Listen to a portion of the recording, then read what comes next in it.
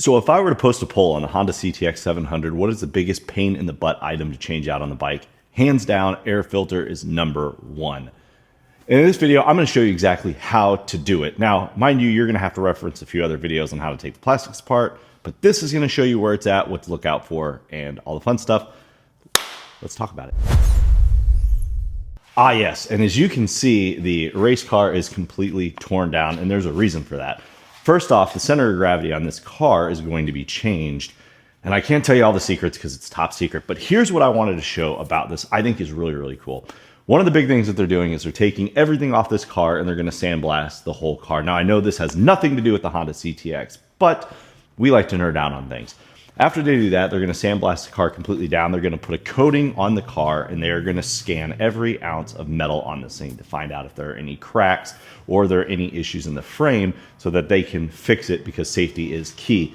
Then they're going to go ahead and take the gas tank, which used to be up here, and put it somewhere else. I will tell you, the ability of welders and people who engineer this stuff blow my mind. I think it is absolutely incredible. And the fact that my brothers and my soon-to-be brother-in-law can rip this car down to its studs, it's incredible. We joked about it the other day. We're going to find a bolt that belongs somewhere. Oops. But it's just incredible to see and to watch what they do. Yeah, I just wanted to throw that in the video. Changing the air filter is extremely important. It's basically the breathing life of your bike. It's what takes the air in. And everybody's worried about the exhaust. And they want to make it sound really, really cool, but they neglect the air filter. I'll never understand that. If you look at like a Razor, for instance, these things suck in so much dirt that basically after every trip that we go on, we are taking the air filter out of this thing, we're blowing it out, or we're replacing it depending on the condition and or where we were at. So it's extremely important. Now, some will say, well, you're riding a motorcycle. You're not in the dirt like these cars are. This is true. That's why you don't do it every trip. But if you pop up pictures of people's air filters they pull, they're black. I mean, they're horrible. So if you have yet to do your air filter, this video is for you. And if you're just doing it for maintenance and you don't know what you're doing, this is absolutely for you. And you just like to nerd out and watch things like I do, well, this is definitely for you guys. Anyways, let's get to it. To the garage we go.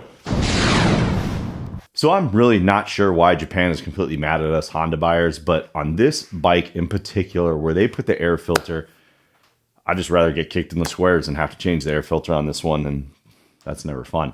But on this bike, the air filter is hidden by the gas tank, and I've showed that in a few other videos. So to get to it, if you have the fairing edition model like I have, all of this comes off. If you have the naked edition, all the plastics around the gas tanks come off. Now, I have the video, which is right here, that's going to show you how to remove all the plastics on the bike. So it's going to help you walk you through each step to get everything off. If you have the naked edition, jump to 20 minutes, 49 seconds. That's going to take you to where the gas tank's at, and that's pretty quick and simple. So that should help you guys. Now, beware, you're possibly going to break some plastics. Or not plastics, but the little rivet pieces that are in here. You can get those on Amazon. I'll drop a link in the description below where you can find some of those parts.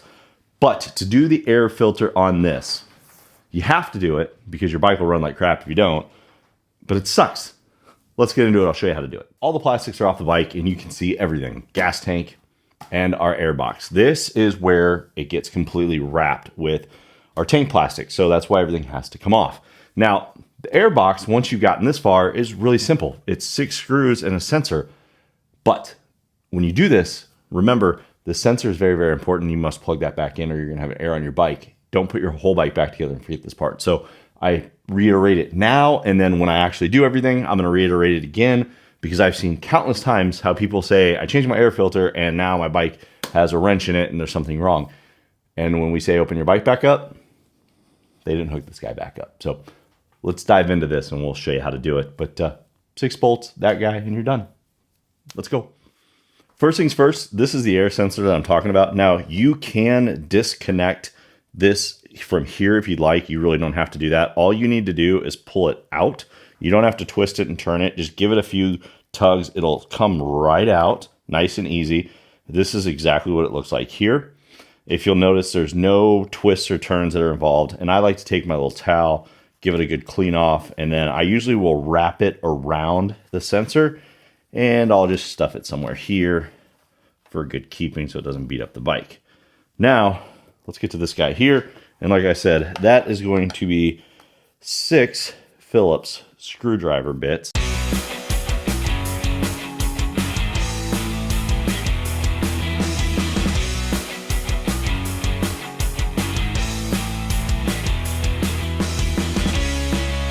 Boom. Now, I've already released it, but all you're going to do is just pick it up and pull it out. And it'll even stay there with the carpet ride in it. And then pick up our screws that we dropped.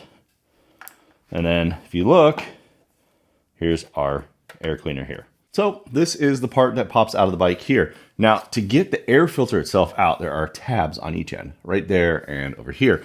And you just pop those tabs, and I already did one. Boop, and it comes right out. And there you go. So we're going to grab the towel.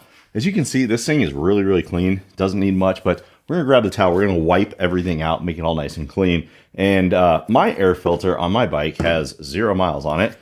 I'm just doing this to show you guys. This is actually very, very clean. There's a little bit of dirt, but I'm not too worried about that. So this guy is going to go back into the bike. I will drop a link in the description below where you can buy one of these or a few of these. There are Honda OEM ones that you can buy for 50, 60 bucks. And then there's some Amazon ones that are literally identical. And they're probably made in the exact same plant. So I'll drop a link in the description for those for that. But let's get this cleaned up. And we'll put it all back together.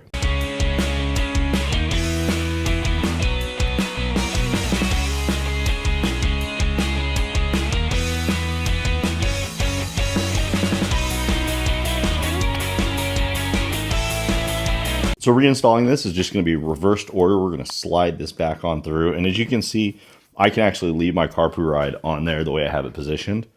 And you are going to painstakingly screw all of these back in.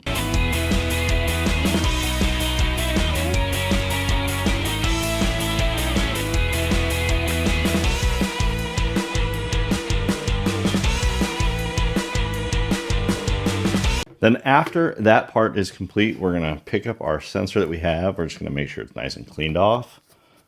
And all we're doing is just pushing it right back in. And you'll feel it just go right in nice and easy.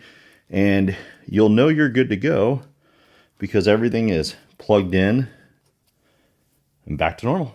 So as you can see, changing the air filter, once you get all of the hard work done, which that is going to take you all the time in the world, it's really simple and basic to do. Now, like I said, that sensor, #1 thing, before you start putting your plastics on, check the sensor warning label, check the sensor.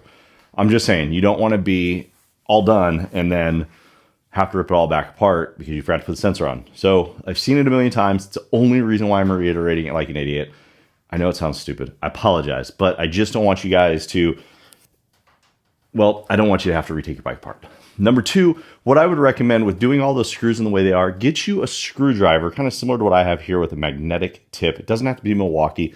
You can get any brand. In fact, there's a tool at Home Depot that I bought, and I don't know where it went, but it is this little device. Oh, here it is right here. Husky makes it. It's this guy. This will make any of your tools magnetic. So if you need to magnetize it, stick it in there. Demagnetize it, stick it in there. This thing's awesome. I bought it because I actually didn't have these at the time, and I was struggling doing this. But this is going to make it easier so that when you are working with the screws, you don't drop them back down in the bike. Or you can get yourself a pen magnet, which is what I have. Those work really, really good. So air filter, it's part of the maintenance. I know it sucks. Putting the plastics back on, I haven't made the video yet, and I'm sure down the road when you guys watch this in a year or two, the video will already be out. So I will somehow drop it back into this video, but basically it's just the reverse of the other video. You just got to put everything back. Putting it back together is 100% easier. But while it's apart, I recommend going through all your connections, making sure all your wires are good, tight, check all those connections, make sure they're nice and clean. Do any maintenance that you need to do while it's off. Just recommended. Anyways, hope you guys enjoyed. So as you can see, changing the air filter once you get all the plastics off is not that bad of a task. It's just getting to the damn thing. Sucks. I mean, I'd rather walk on some Legos, and we all know who have kids, we don't want to do that. Anyways, it is a much needed necessity. Now, as for intervals, the book will tell you X, but your riding conditions tell you everything. Give you a prime example. If you are in a wet area and you ride constantly, commute to work, so on and so forth, you're going to need to change your air filter out more than me, who lives in Southern California where it rains 2 days a year. And the worst thing I'm contending with is smog. Who knew? So I would say that your conditions are big. Your mileage is another one. So pay attention to those things. Don't just read, oh, it says 15,000 miles. Well, you have a lot of bad stuff coming up. So pay attention to that. If you swap yours out and it's really black, you'll know that that mileage distance that you waited for isn't good enough. So you're going to need to shorten that up. So just notate that. Pay attention. Write down your miles. Keep it in your log and change it. As for, do you need to buy K&N? Do you need to buy something off Amazon? You don't need to buy K&N. I think they're a waste of money when it comes to this bike. You don't need more airflow. It's not a high performance bike. You don't need it. As for lifetime filters, they're absolutely not. I've owned plenty of them. I've cleaned them. I've torched them. I've thrown them away. Now, where I use K&N is going to be off-road machines, or it's going to be vehicles that are designed that need as much airflow as they can get in without restriction. That's where the K&N absolutely shines. It's worth every penny. When it comes to off-road, we have to scrub and clean these things heavily. So we know that we're not going to get the life out of them that most people want or think, and we just have to replace them. But we understand that when we're doing this type of stuff. We know it costs money to do. Basically, it costs money to play. Same as motorcycle. So do you need it for this bike? Absolutely not. Just buy the basic one. I'll drop a link in the description below. You don't need a $50 OEM Honda. $15 Amazon one does the trick. It's probably made in the exact same factory because they're damn near identical if you ask me. And I've used both. So my 14, I was buying the Amazon ones and I was buying the OEM ones. I put a ton of miles on Amazon ones and nothing was wrong with them. So that's what I recommend. Anyways, I know I'm long-winded. I hope you guys like this video. I hope it helps you guys in any way, shape, or form. Please hit the like, subscribe, all the crap I'm supposed to tell you to do. But other than that, you know what? YouTube thinks you're going to like this video next. We'll see you guys next week. I'm going to change the oil next week. The only reason this video is out of place is because somebody actually messaged me and says, I really need to do this. Do you have this video by chance? And it was literally the morning that I was making the oil change video. So I stopped making that video and I decided to make this video to get it out so it could help that individual out.